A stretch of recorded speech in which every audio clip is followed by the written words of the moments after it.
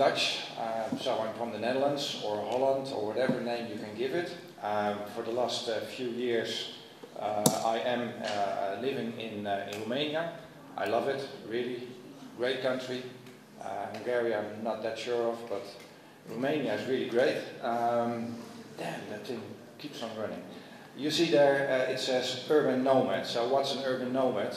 For the last few years I actually lived in the place where I started a business.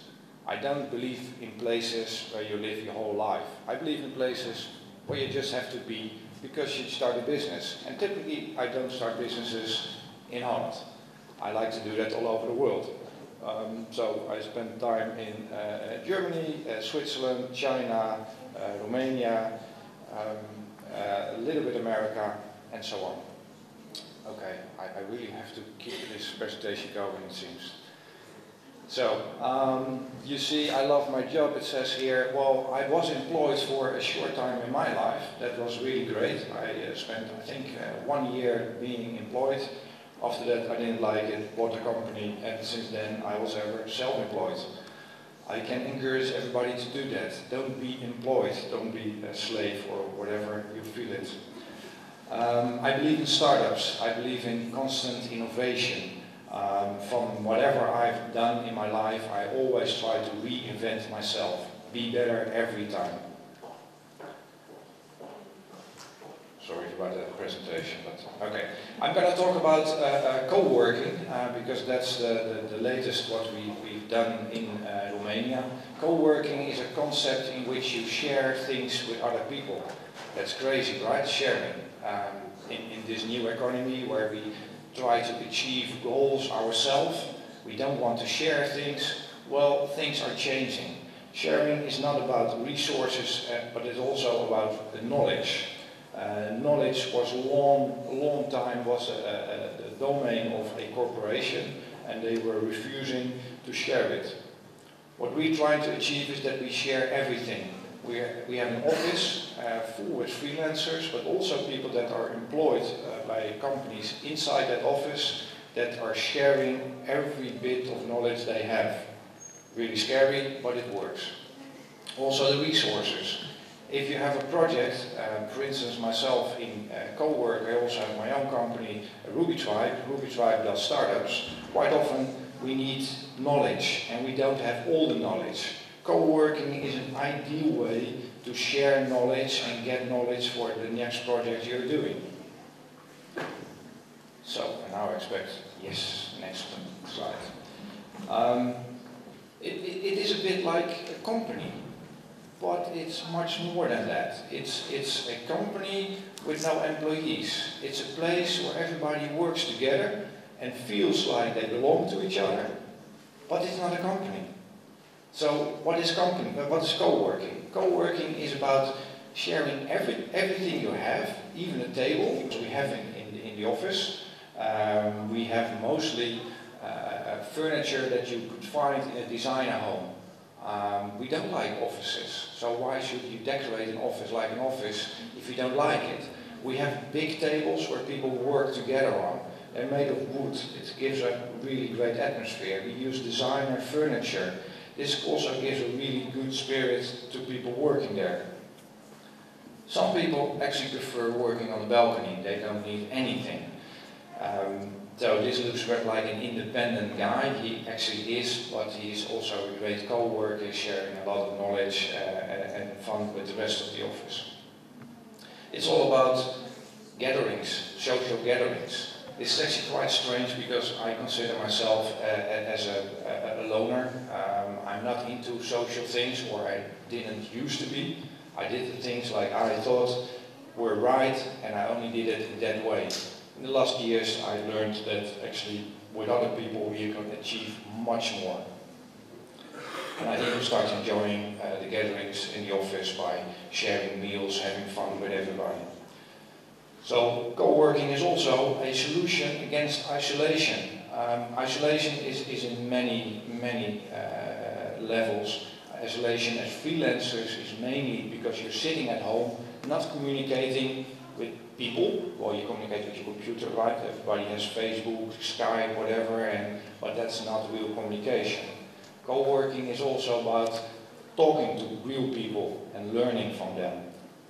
You see actually that this is sort of the standard office dress. I see that I'm walking on sneakers, or are these flip-flops? So it's also not about ties. So yeah, I love that. I think I had that also 20 years ago, but I gave it up. So it's not necessary in the co-working world. This is actually in the office, it's a couch. People take naps on it during the day, whenever they like. But co-working is a huge distraction from the things at home. If you have a wife and kids, you know distractions, right? You need to take the garbage out and be at home for dinner and do something with the kids, all those things. All great, but it's a distraction for work. So a dedicated place where you can go if you want to work is ideal. Benefits. It's a really diverse community. What we try to achieve is not just let anybody in there. So it's not like anybody can go there, have access, work there. No, we try to sort of nurture a certain group of people. So a really diverse group of people. In that perspective, we have people doing marketing, not that much, luckily. We have designers, concept designers, UI and UX designers. We have developers on many levels. We have DevOps, a lot of nerds, but it's great. They have access to mentorship. So with the knowledge we have in the company, we're also helping people to be more creative and more productive. And we try to help them get new ideas or make ideas mature. There are a lot of business opportunities. A good example is there was an emerging startup in the company that's called Social Rehab. That happened because, I don't know if you know developers, but they curse, and they curse a lot. So I will not say what they normally say, but it starts with an F and those words. It's horrible. So, and there were actually other co-workers and developers, they were annoyed by this. They were really annoyed by it. So they thought, hey, what if you make an app that can sort of make that habit, that bad habit, obvious for the rest of the people and aware for yourself, so you know of it and you can learn to move on from the F word and the S word, whatever words there are. So there's a new app, it's in the marketplace now, it's relatively successful and it will be much more successful as they put some more marketing effort in it. It's creative. The environment itself is sort of inspiring people to be creative. It's not with cubicles, which is, I think, is killing for being creative.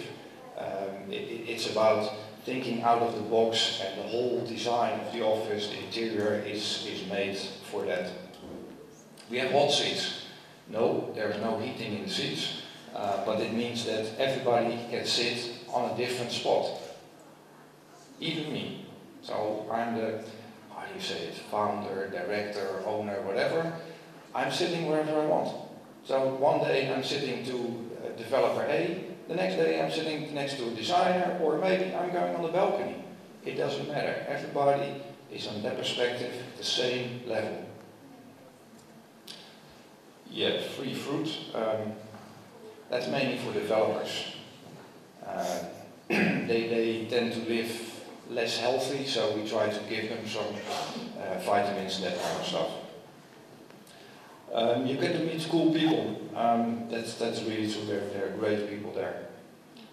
We have a co-working visa. I will tell a little bit later about that. It has to do with traveling.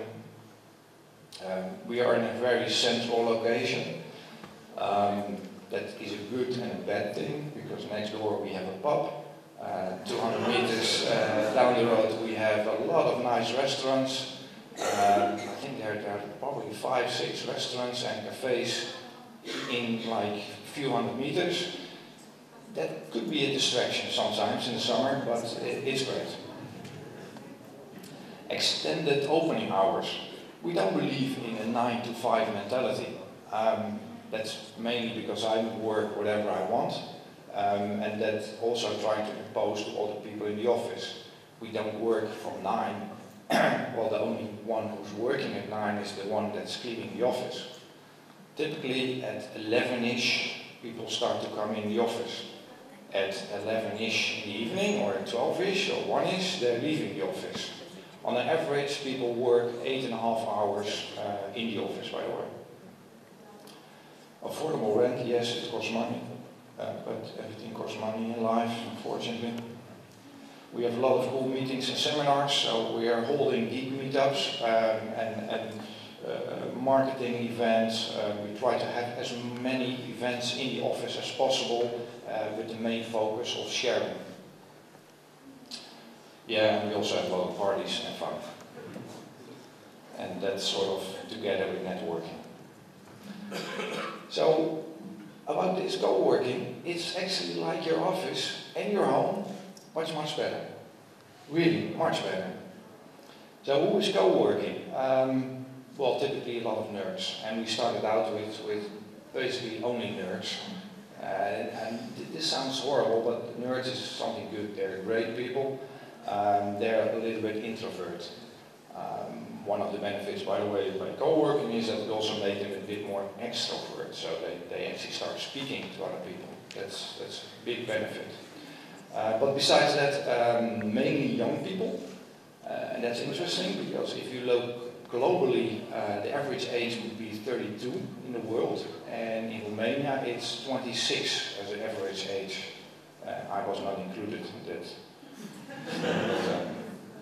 So in Romania, apparently, younger people are more open for this concept than the older people. Well, older, I mean 30 plus. So yes, I'm really old. 8% is university educated. Not all of them, by the way, finished at university, so there are also quite some dropouts there. Dropouts also sounds bad, is not bad, really is not bad. A lot of dropouts, they achieve great things in life and they seem to be much more motivated to do things once they dropped out than normal university college people. 66% men, we're working on that. We really want to have more women in the office, really. Why are women at home or in the office normally? I don't know. You might expect that everybody is a freelancer. That's not true. Also in the office we have people from Cisco, for instance. They work for the company in Belgium or America, but they are working at home, and that's horrible. So they start working in our office. Most of the, as you expect, is creative industry and IT and app development. These were, by the way, two really introvert nerds, and after some sangria, they really get loose. Great guys. So even if they're introvert, they are network lovers. So a lot of IT people, they are already used to networking, only with these devices. So they're not used to real interaction. They're creative, they're spontaneously, they really appreciate feedback. And feedback is given to anybody. So anybody in the office, either if they work for a company, for my own company, for Cowork, doesn't matter. If they come with an ID, everybody gives them honest feedback. Can be good, sometimes painful. Co-working as a business. Now you think, oh, this sounds awesome, right? So we're gonna rent out whatever space we have. Well, it's not a business actually. It's about a community. We don't have a focus on profit there. So the main idea is to create, and that's what I'm doing the last few years, is creating creative spaces for people to be and work in, so there can be something great coming out of it. Like the startup I mentioned. There are many more startups emerging from this co-working space. At the moment, I think co-working and then further on with Ruby Tribe, we are involved in 12 startups worldwide. 6 of them we have equity in, so that means that we're also investing in.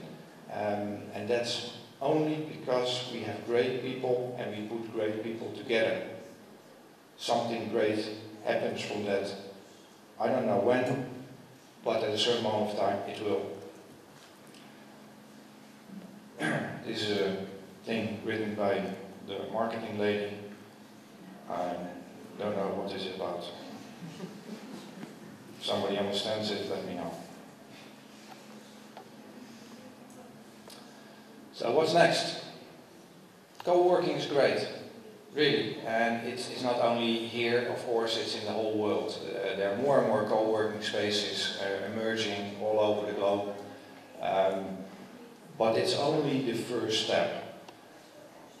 Because, in my opinion, we have to rethink the way we're using buildings for working. The whole concept of having big corporations with hundreds or thousands of people working, I don't see that as viable anymore. This will change, it needs to be changed. One of the ideas we are working on is Next Nomads. So again, nomads, that's a bit like I explained, my own background.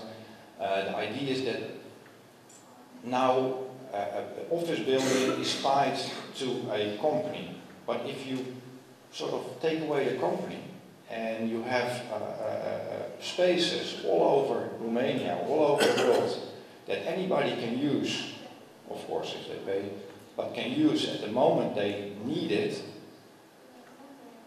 you can do things there that you could not do in an office, because you can go there with the people you need at that specific moment.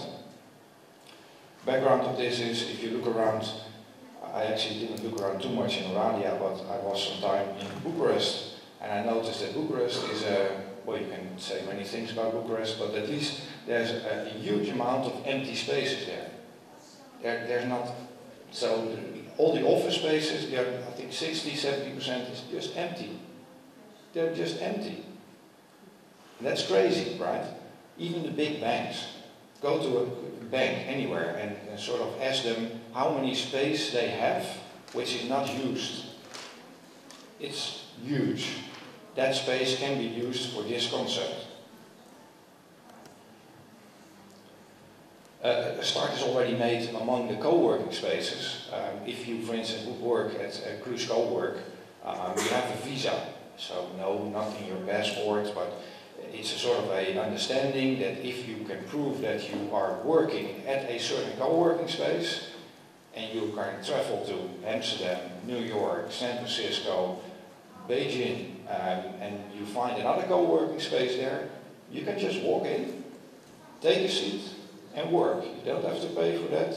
You pay once. So if you pay in Romania, you can work anywhere in the world as you can find a space.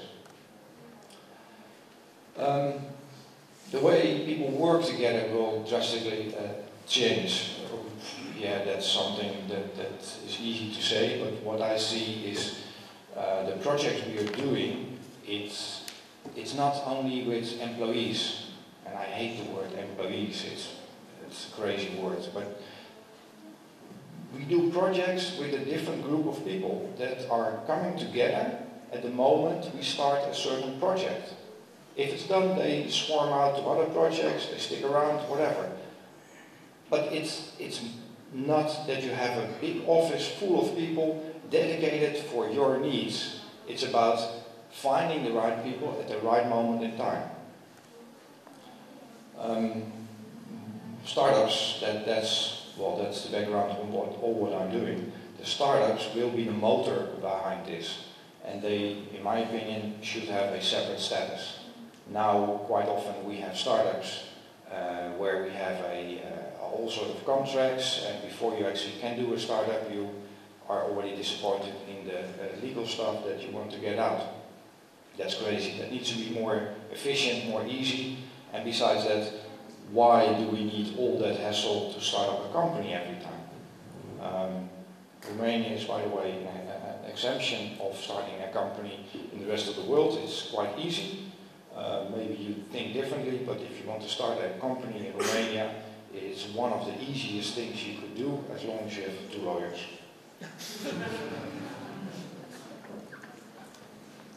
The startup industry will be the main motor, main driver behind the change I'm looking for. So the way we work together, because startups they start with an idea, they find the people they need. Quite often they don't last for long, new people will come in. So it's a rotating and group from different people trying to achieve something great. It will generate waves of people that swarm together, and that swarming together, that's something we will find more often all over the world. So people are going to a certain place to do a certain startup or work on a certain product, and then they go to some other place. So they don't stick around in just one boring office building. We need more flexible spaces. Next Nomads is sort of fitting in that demand. Yeah, I already said that. People for startups are not typical employees. Quite often they don't get salaries actually, they only get equity. And that's an interesting new idea of thinking about people working in that industry. So you work for a company and the only thing they give you is equity. Maybe a small salary, if you're lucky. And if you're really lucky, the whole startup becomes successful and you get a lot of money. Startups are funded by founders with seed money, so we use money basically found in the industry itself, not by banks. And the founders itself normally have some money from another startup. When they fail, the knowledge will remain and will go on to the next startup. That's also something different. So failing is really an option. We fail a lot actually. The only thing is that you try to fail without burning too much money. And if you fail, that knowledge immediately goes to a new startup. So all the people involved in a startup, this time they work in startup A. If it fails, they go to the other startups. And the knowledge they got from that first startup will be put in the other startup. So in the end, it's not failure. The other interesting thing about the startup cycle is that typically if you have a business, you earn a lot of money, and you give a little away to the people working for you, and the rest you keep yourself. Right? Sounds good. In the startup world, it's a little bit different. You get, of course, money in the beginning, very little. If you're really successful, you have an exit. You have, if you're lucky, a lot of money, but even if you have a little money, you invest that money immediately in new startups of other startups. In this way, it's a self-sustaining ecosystem. Banks play only a small role in startups. That's mainly because they don't want to give money. Other changes that are really coming along. What I see, so don't worry, I'm almost done. So what I see happening is that all the work we see now done in those boring offices I'm talking about, it will change because the work will be less routine-matic. Now most of the people do something and they do it all day long and they do all day long the same thing. This will not happen anymore. This will change because most of the things will be automated. And that swarming thing come together. I'm quoting here somebody from Gartner and he really got it right.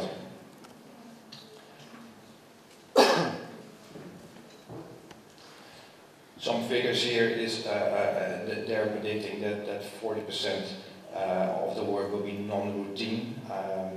This is a huge number, and that means that people really also in typical normal business will need to rethink their strategy and rethink how the way they're working together. Especially the low-cost workers, they will need to be scaled up and have a higher level. So here we have some links.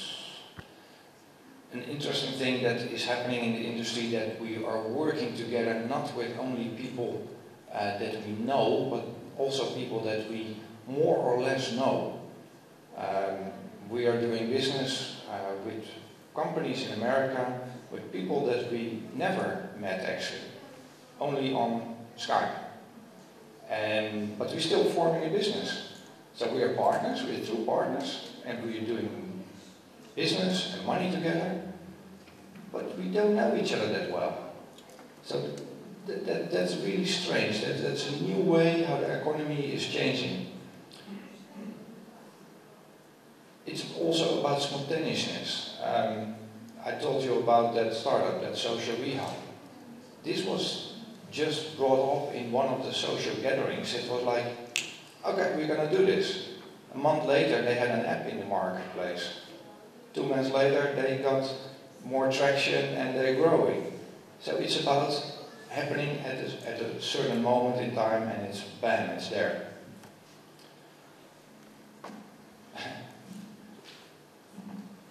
This is in my way how things are really going to change, not like living, but overall, if you look, we will have dedicated places where we can go whenever we need to go. So a home is nice to have. You probably have a home, but if you were swarming around the world to work, you probably also need a place to sleep.